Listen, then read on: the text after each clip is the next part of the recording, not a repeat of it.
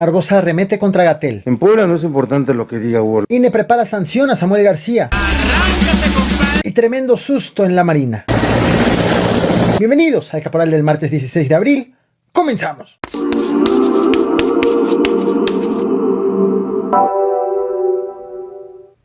Los montachoques han subido de tono en la Ciudad de México. Seguramente has de recordar qué es un montachoques.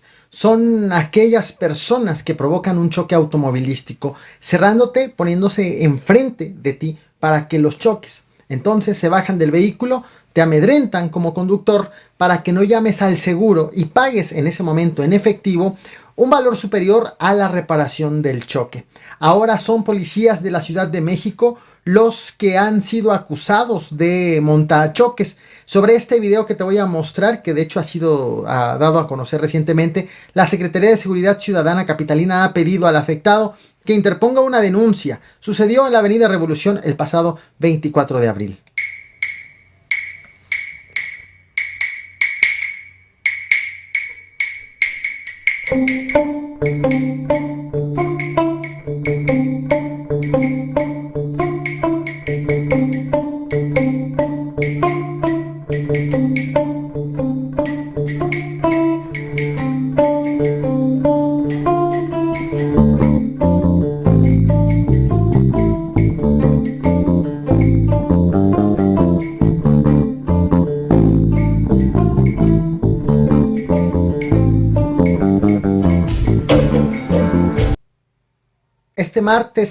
Este martes 26 de abril, senadores de Morena y sus aliados ratificaron el nombramiento como embajador de México en la República Mexicana al todavía priista y exgobernador de Campeche, Carlos Miguel Aiza, quien se suma a los exmandatarios de partidos de oposición invitados por el gobierno federal a encabezar una representación de México en el extranjero.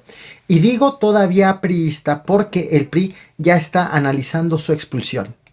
Embajador Carlos Miguel Aiza González, le informo que el Senado de la República ha ratificado el nombramiento que el titular del Ejecutivo Federal expidió a su favor como embajador extraordinario y plenipotenciario de México en la República Dominicana. Y durante la discusión para la aprobación, el senador morenista César Carabiotto lanzó una oferta en vista de lo que ha ocurrido últimamente. Dijo a todos los gobernadores en donde habrá elecciones este año que si no meten las manos en el proceso electoral, entonces podrán ser invitados a encabezar una embajada. Y también les hago un llamado a todos los 6 gobernadores que hoy hay elecciones en sus estados. Compórtense bien, no metan las manos en el proceso electoral, hagan bien las cosas y tal vez reciban, sí, una invitación. Gracias. Para que sean embajadores de nuestro país y representen bien a nuestro país. Eso es lo que no les gusta y por eso esta politización del nombramiento de nuestro embajador en República Dominicana.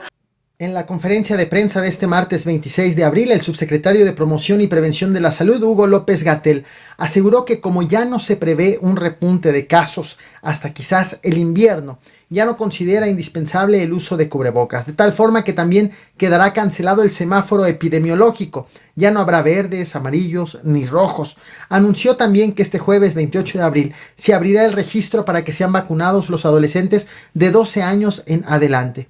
El anuncio hecho por el subsecretario hace unas horas, el anuncio en materia de prevención del COVID-19, ha recibido también muchas críticas de expertos que consideran todavía necesario mantener ciertas medidas, principalmente el del cubrebocas. Pero quizás una de las críticas más severas llegó desde otra conferencia matutina, la que desde Puebla encabeza el gobernador morenista Miguel Barbosa, quien confirmó que hay vacunas en Puebla que caducarán el próximo 30 de abril.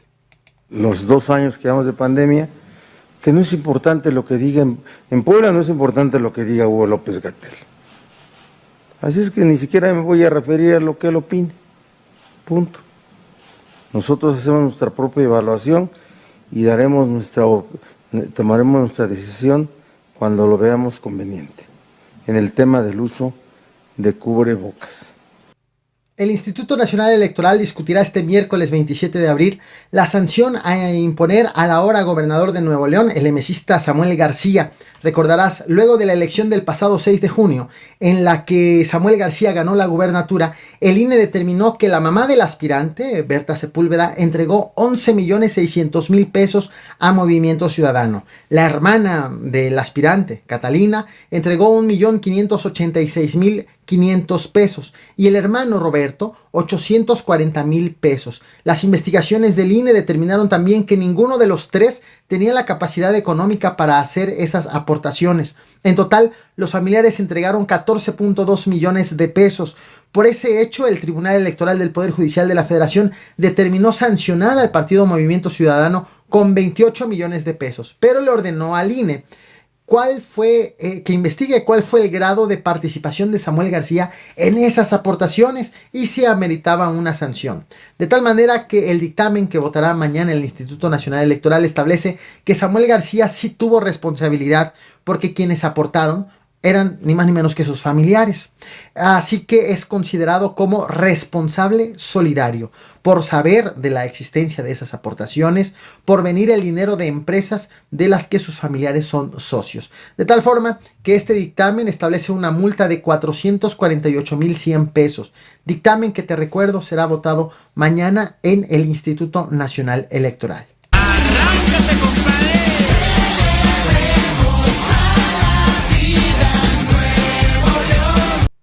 Y hay más sobre el caso Devani. Este martes 26 de abril, el vicefiscal Luis Enrique Orozco Suárez aseguró que dentro de la cisterna donde fue hallado el cuerpo de la joven fue encontrado también su teléfono celular, de tal forma que ya trabajan para ver si logran recuperar algo como fotografías, llamadas o mensajes que ayuden en las investigaciones. Sin embargo, destacó que el aparato estuvo sumergido durante mucho tiempo, por lo que existe la posibilidad de que no logren rescatar nada. Además, de manera exclusiva para Imagen Televisión y no mediante una conferencia de prensa, fuentes estatales de justicia aseguraron que tras la necropsia el cuerpo de Devani presentaba 2 golpes, uno al nivel de la frente y otro en nariz y boca. Por su parte, el papá de Devani aseguró que ya tiene resultados de un segundo peritaje, el cual lo dará a conocer en los próximos días. Y desde Palacio Nacional, el presidente Andrés Manuel López Obrador aseguró que el gobernador emesista Samuel García aceptó la ayuda que le ofreció para participar en la investigación de la muerte de Devani. El gobernador aceptó,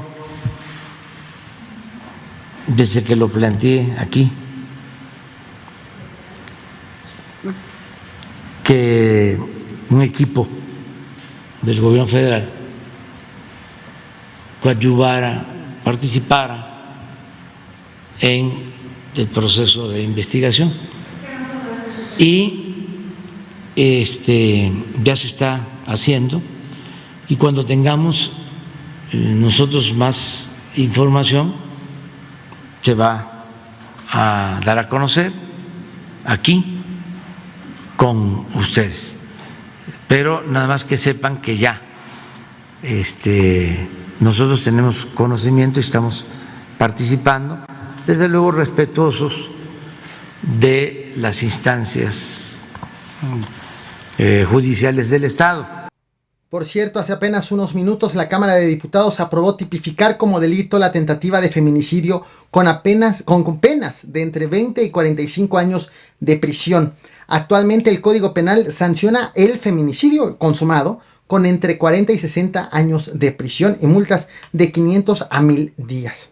Y llegamos al tema principal. Sobre este hecho no existe pronunciamiento alguno de la Secretaría de Marina, pero se sabe que por fortuna no hay bajas. Alrededor del mediodía de este martes 26 de abril, un helicóptero de la Marina que suele ser usado para transporte de tropas y de suministro en apoyo a habitantes en caso de desastre, en zonas de desastre, pretendía aterrizar en el Aeropuerto Internacional de Mazatlán, Sinaloa. Durante estas maniobras, aparentemente una corriente de viento lo desestabilizó y desplomó. Esto en la zona de hangares. Por fortuna no hubo muertos. Los tripulantes, aunque sí resultaron heridos, sufrieron contusiones que no pusieron en riesgo sus vidas, además de que el accidente no afectó las operaciones del aeropuerto. Como te decía, no hay un reporte oficial sobre este hecho, pero estaré al pendiente de los detalles. Este es el video tomado por una testigo afuera del aeropuerto. No olvides reventar el botón de like, compartir y suscribirte. Nos vemos al rato con más.